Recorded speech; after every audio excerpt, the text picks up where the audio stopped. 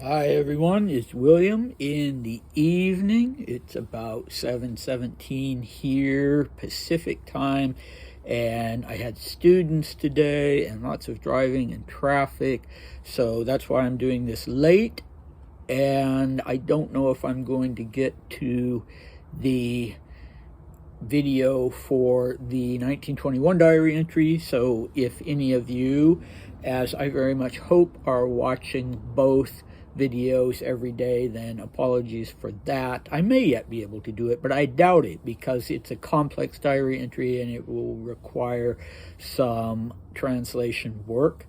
But anyway, in 1907, we are up to the 19th of September. It's a Wednesday, and of course we're still in the Crimea. And this is a long and complex diary entry, so I'm going to do it in two parts. So let's get going. We went swimming at 8 o'clock and then had coffee as always, after which we studied until lunchtime. After lunch, toward tea time at 4 o'clock, Aunt Minnie came with the children, and Ksenia, Uncle Sandro, and Irina came too. Tea was quite fun, although it was forced. After tea, everyone sat a while longer and then parted, and I read out loud to Maria from the book Mirovich.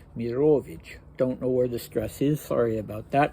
After dinner, as usual, we sat around doing nothing, or I played piquet with GM. God, today was quite a punishing day. Here's what happened. It turned out that yesterday in Yalta, Maria had invited Ksenia to have tea with us today, and neither I nor GM nor Miss June, none of us, knew about it.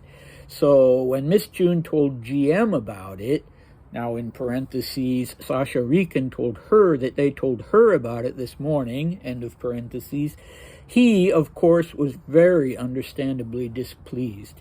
Because in the first place, Tyotia, the fool, gave him masses of instructions, and in the second place, they didn't tell him who was coming.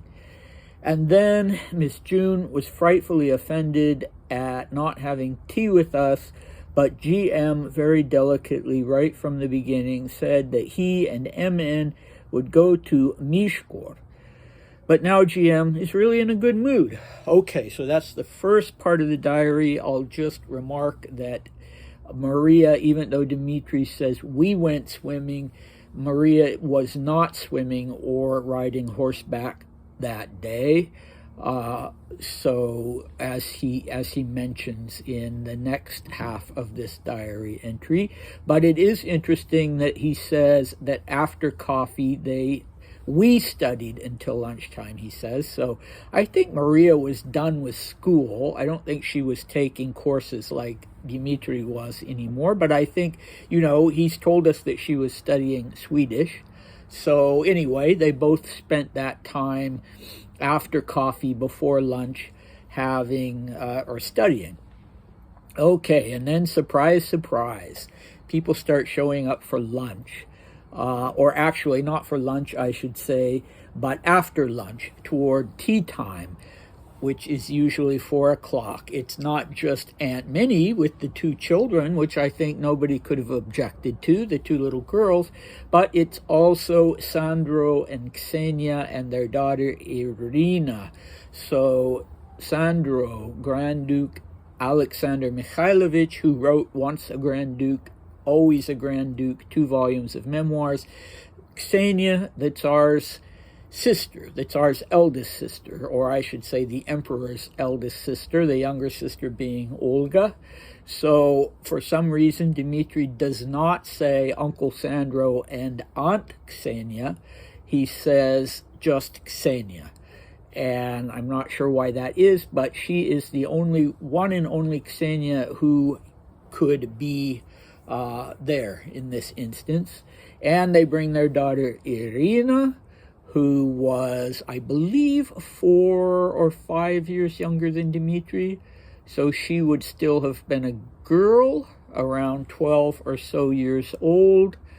And Felix Yusupov would famously later claim that Dmitri had been madly in love with Irina, and that he and Dmitri had competed for Irina's hand, but that he had won, and Dmitri had been crushed by that. And I can tell you that that is really complete rubbish. But anyway, people always like to tell these stories about how they got the better of Grand Dukes.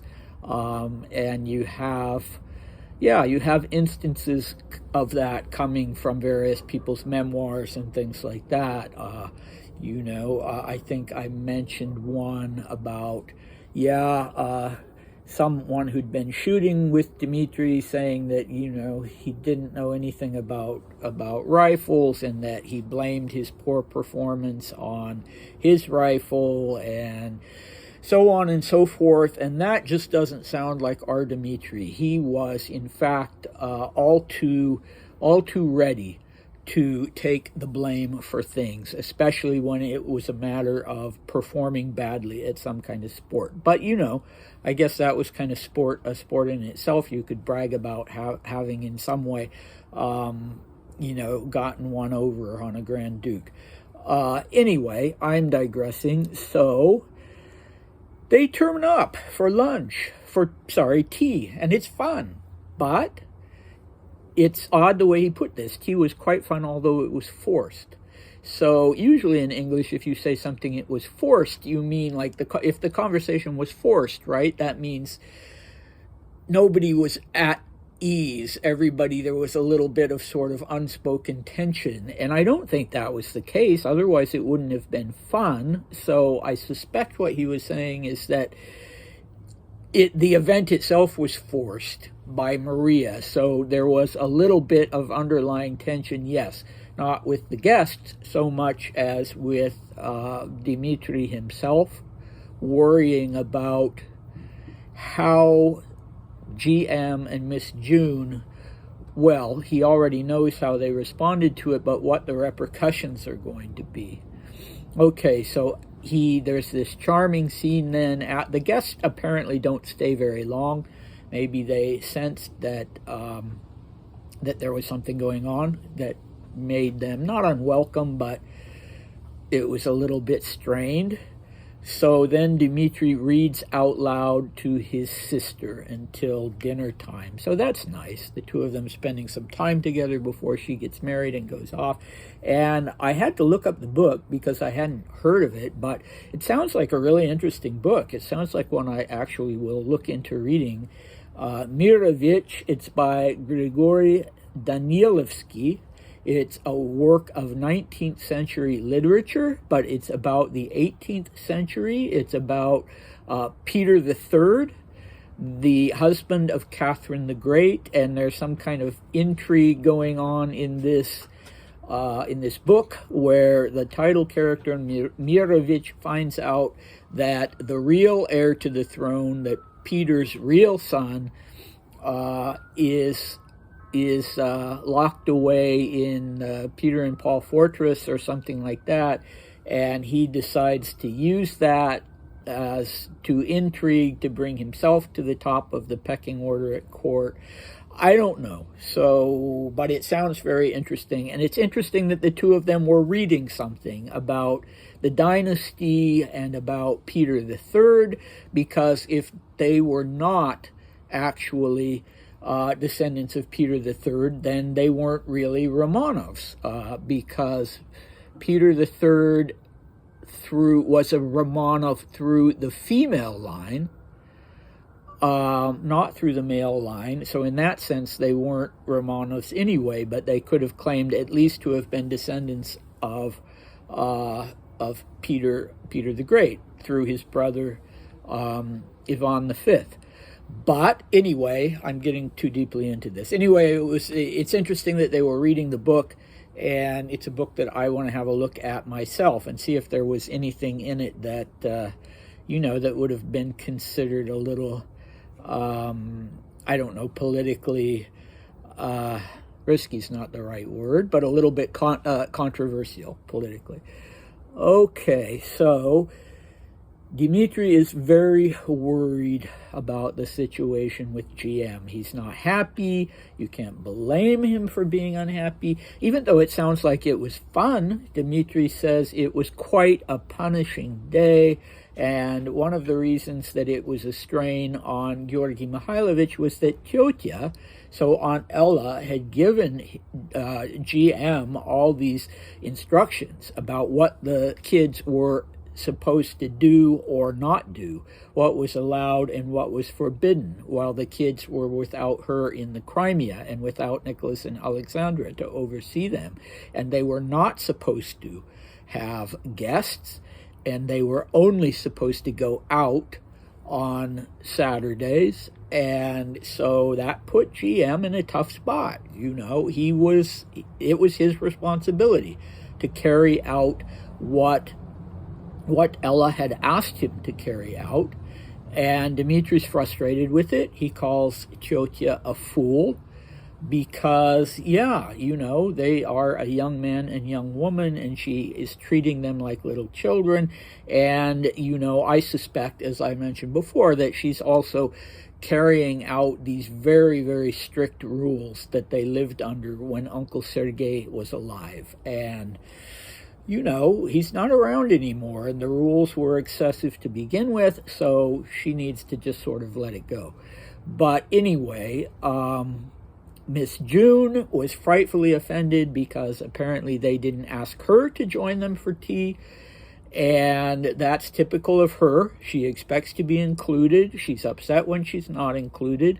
Laming is much more at peace with that. And so Dmitri congratulates him on his delicacy.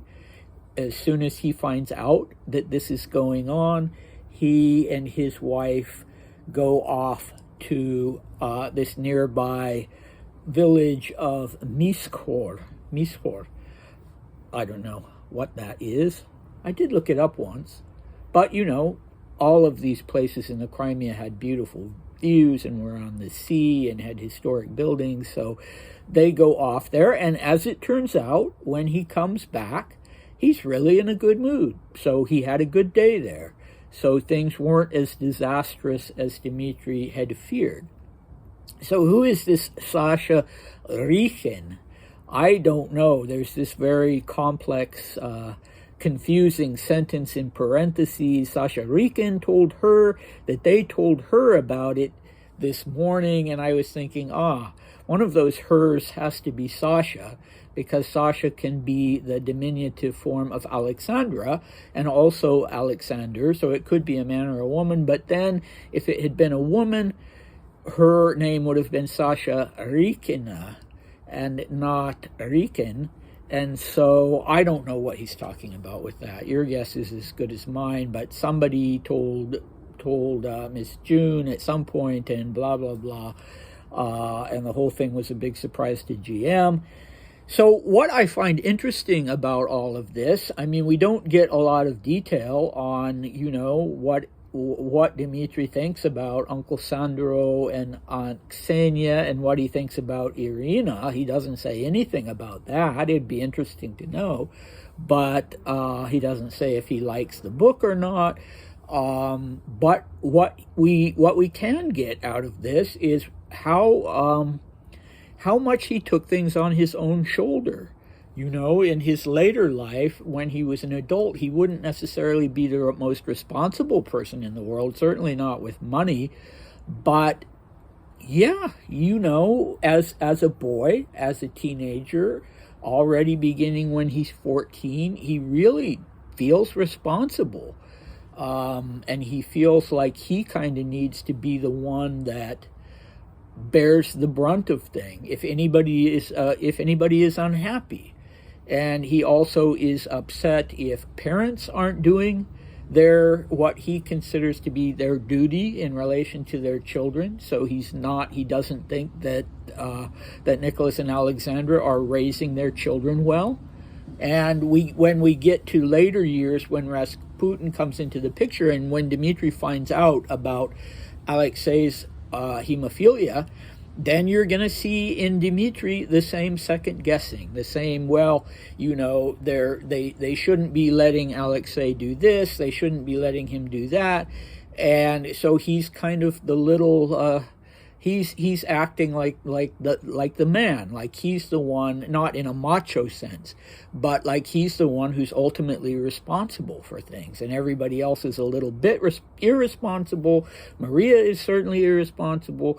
Laming, he has to, you know, Dmitri needs to be the one who guards his mood, and when something like this happens, he clearly feels great tension, whatever he means by the word forced, or the word, it was quite a punishing day. Even though they had fun at tea, I would interpret that to mean that he felt like he couldn't relax, like he felt that he needed to worry about how everybody was going to function in this instance.